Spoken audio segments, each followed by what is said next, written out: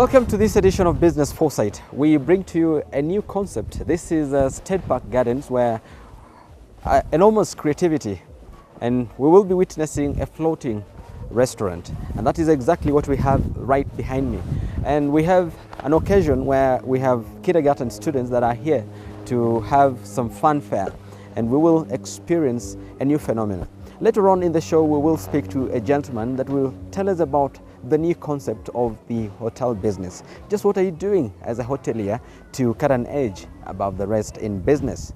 My name is Zawadi Mudibo, and this is Business Foresight.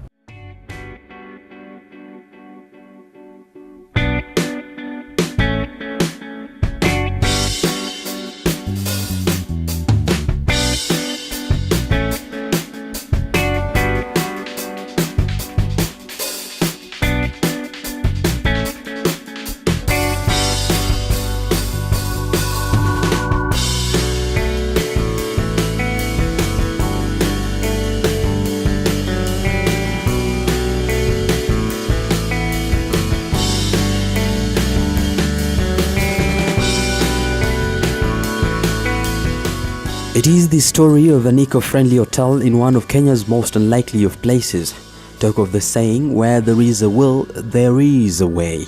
Mostly made out of teakwood and bamboo, and sitting on a man-made dam 40 feet deep, this is State Park Gardens, renowned for its floating restaurant. The restaurants are in the form of boats, but specifically made to accommodate heavy weights and withstand periodic but relatively strong winds. Each of State Park's 6 tent-roofed floating boats and restaurants have relatively spacious rooms to accommodate specific numbers of people. Some have a sunbathing deck and private terrace widely used for excursions. The restaurants are then let go into the water by unhooking the metallic chains that allow the boat's free flow into the water. On this occasion, considerably light winds propel the boat as the rope running underneath is used to continually keep it within a certain radius.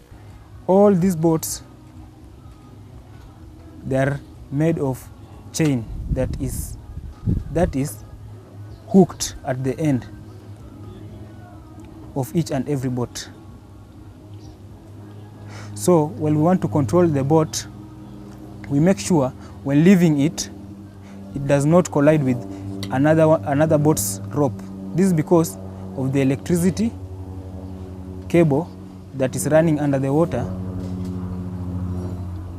It's short, and when it collides with it collides with another boat's rope, it can bring a damage, hence causing customers not to come back.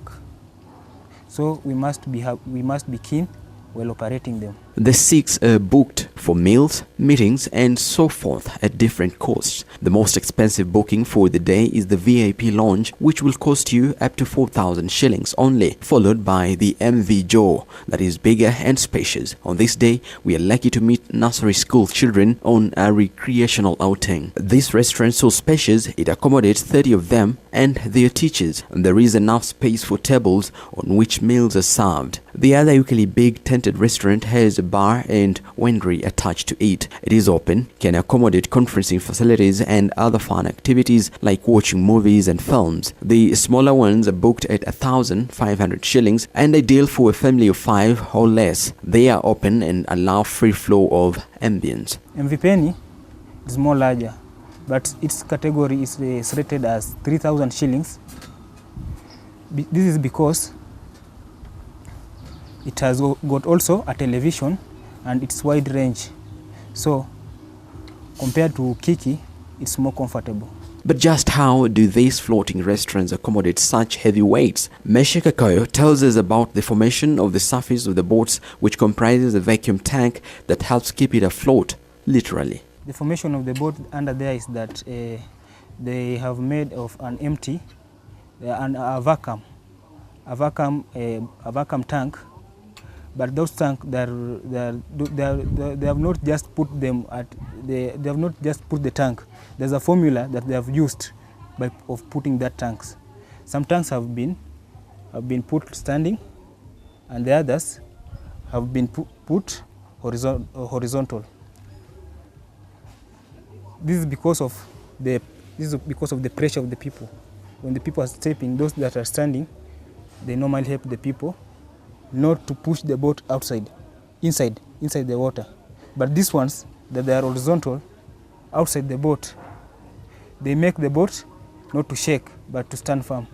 If you're scared of depth or water for that matter, mitigations have been put in place already. Meshik and a few others are here as divers. Their business is saving lives. They have risen to the occasion twice when an excited group of picnic lovers almost capsized in the process. About the small boats that one uses a paddle, there are some precautions that one must have to follow. First of all, one should not have to have drunken. So when sitting at the boat, we normally encourage people to sit balanced. Let's say 2 at the back, and then if one here besides and the other one besides, then the driver should be at the middle. So that one also encourages people not falling in water, compared to the rate whereby a lot of people are accommodating at one place, and hence having same weight, hence causing the boat to to capsize down. Trademark Gardens is one major investment that was born out of focus and determination. It plays host to many other events, fun events, and guess what? It began small. You too can make a difference. For the entrepreneur segment, I'm Zawadi Mudibo.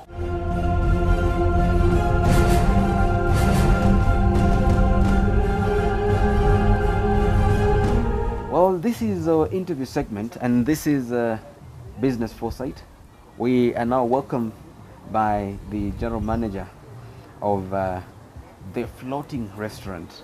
He will tell us his name and of course tell us about the business, and we'll get to understand the nitty-gritties of this kind of venture for purposes of you, the entrepreneur that is seeking to understand and probably, who knows, get into a particular venture in the future, if not now. Thank you very much, sir, for your time. Welcome. Asante sana. Asante. Probably just begin by introducing yourself to us. My name is Bernard Engashian. I'm the general manager here at the Trademark Floating Restaurant. Trademark Floating Restaurant is actually a place of it's a recreational center whereby we have our restaurant here. We do also have a recreational urban sanctuary at the recreation center, away from the fun and the floating restaurant. I think the main thing here is all about just having fun on the restaurant, on the floating restaurant. You come along, or you come along with a friend, or you want to have your own free time, your own fun at the Trademark. You are always welcome.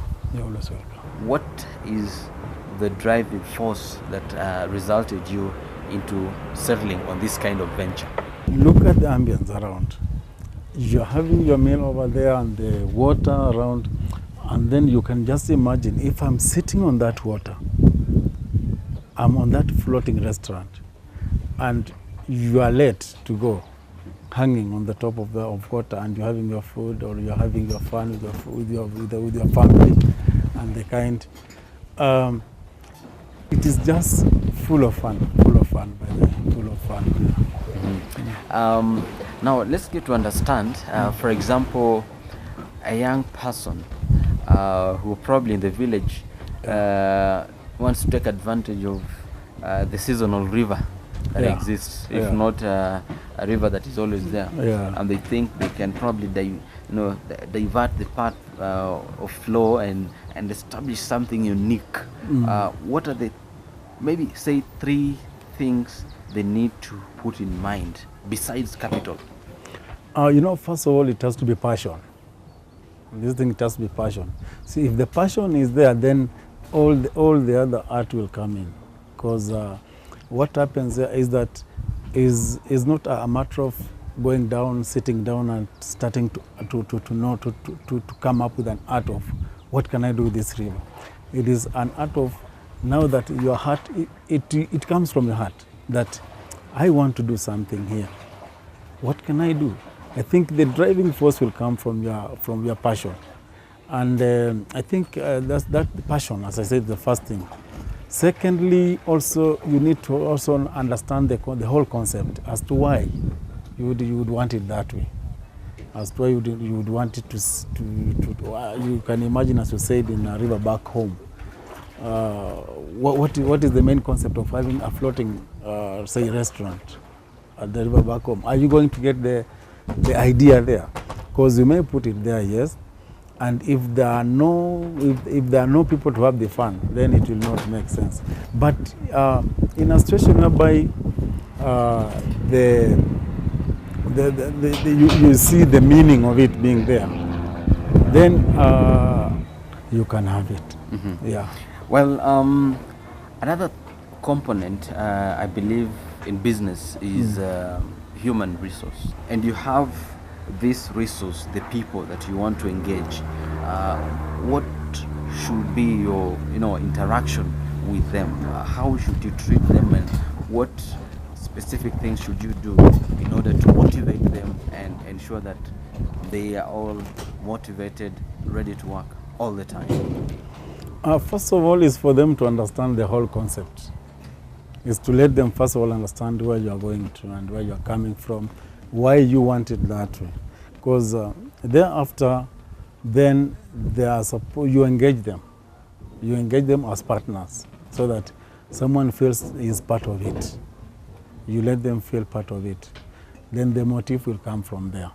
And the rest will always, once someone gets the idea and is part of it, out of that motivation, all the other ideas will come from there, because they are already feeling being part of it, and the need of it being there. And so bringing up all the minds together with that free ideas will always work for it. Mm-hmm. Yeah. Challenges that you faced, what could you highlight as major challenges in the course of this business? The floating restaurant. The challenges are there. Challenges are there in the sense that, you can imagine coming up with this kind of, trying to put up something on top of water. There is no land for you to do it. You're supposed to do it on that very water. You have to bring in a lot of expertise. You need to bring in a lot of minds, to come up with at least a way in which you can bring it up. Secondly, it's all about also letting your customers to know about it. You need to go out and tell them, because it's something away from home. It's something away from home. So it needs a lot of resources also. You need to advertise, you need to let that kind of something. Oh, thank you. If you're just joining us, we are on the interview segment of Business Foresight, and we are speaking to Bernard, who is the general manager of this business, and he tells us about some of the things that make it unique. You may have noticed we are floating in water, and it feels fine, it feels nice. I just hope you have an opportunity to experience what we are experiencing right now. Now, let's now go back to our interview, and I'm thinking about a situation where you are creating now, this floater, if I may call it. Yeah. What makes it float on water? What do you put underneath? Is it just wood, or what is the concept?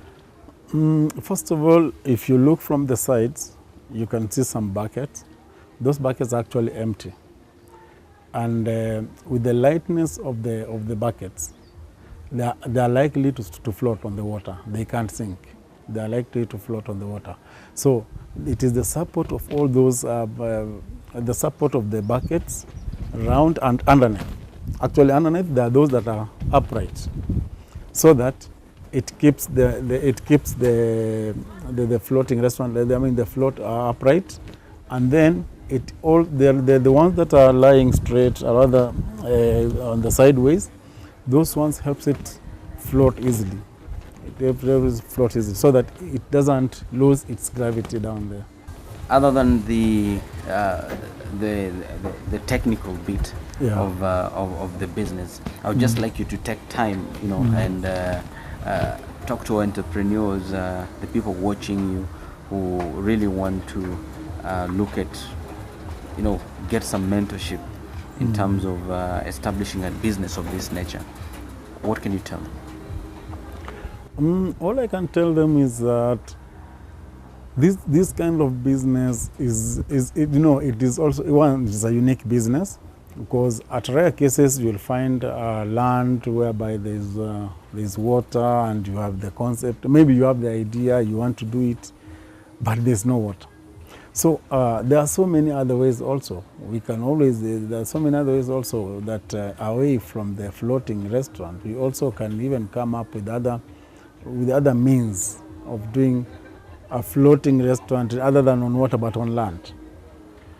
You can, something that can create some unique ambience. That this is a restaurant that is hanging somewhere in the air, other than on water because there's no water. This is something that really is attracting, has a unique attraction. A unique attraction in the sense that when someone comes in, the first thing is, wow. There's an attraction, a first attraction. It is hanging somewhere, but with certain artwork and the likes. Okay, I probably can just finish by giving our viewers, and I would just like you to address the camera and just tell them finally, tell them some word, some inspiration. I would want to welcome all of you to the Steadmark Floating Restaurant. Just come and find it and see it. If you've not gone anywhere, if you've gone anywhere that you've not found fun, then this is the place to be. You can have all sorts of fun. You can have you can go watch the all different species of birds, types of animals around, and of course the ambience and the environment, so unique and comfortable. The serenity is just wonderful. Thank you very much for your time. Thank you. Thank you so much. Welcome. Well, that has been the interview segment. I'm Zawadi Mudibo. Until next time, bye-bye for now. Imagine the experience of floating. It's amazing. And that is what Business Foresight is about. Creativity and fun.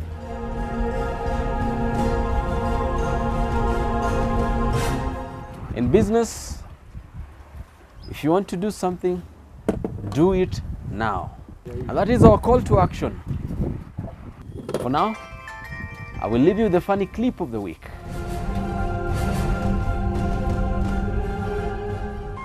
I love my job.